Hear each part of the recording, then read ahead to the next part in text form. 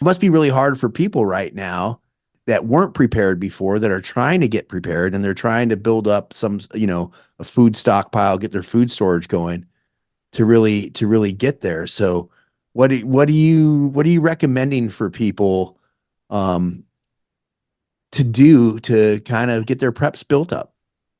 So, first of all, yes, this is a difficult time because of what we just said.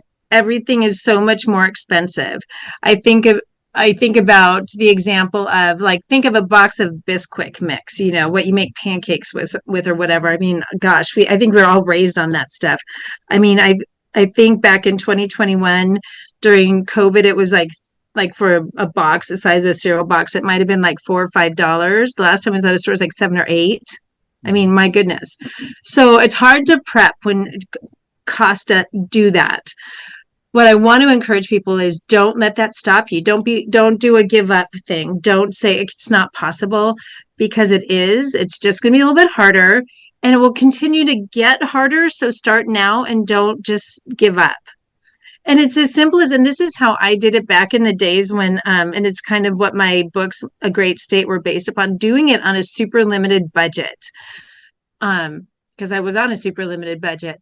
Like, every time I go to the store, buy X number of dollars of a canned food, something that is super shelf stable. So I would spend an extra $10. And so I can say that now, it's $10 doesn't go as far, but an extra $10 on some canned vegetables or some canned soup or some canned something. Whenever I would go to Costco, Costco's really good for this, is canned meat, some tuna.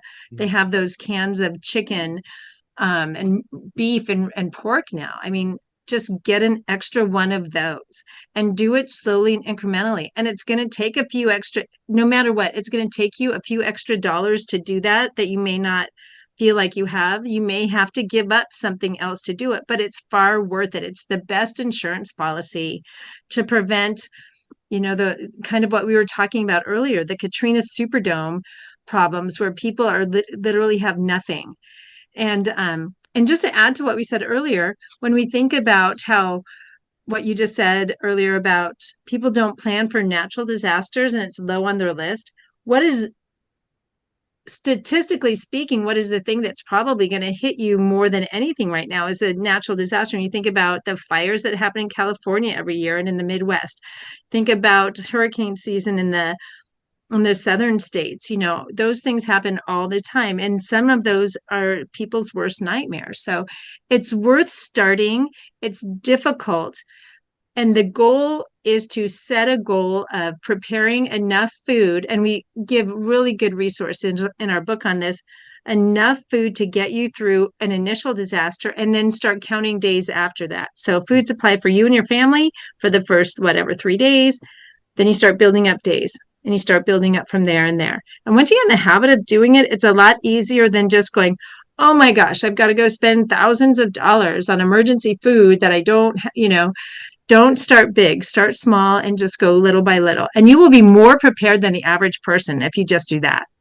I try to remind people too that if you look at the history of disasters, even like Katrina, we've been talking about a bunch.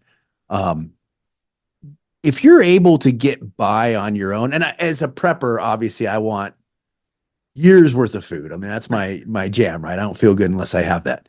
But if you realistically look at things, if you had 7 days worth of food and were involved in Katrina, provided your house didn't, wasn't flooded and overcome with water. But if you had 7 days worth of food, you're going to be all right through You that. did pretty good. Yeah, Yeah, because I think it was like absolutely. the third or fourth day. I remember seeing a lady at the Superdome.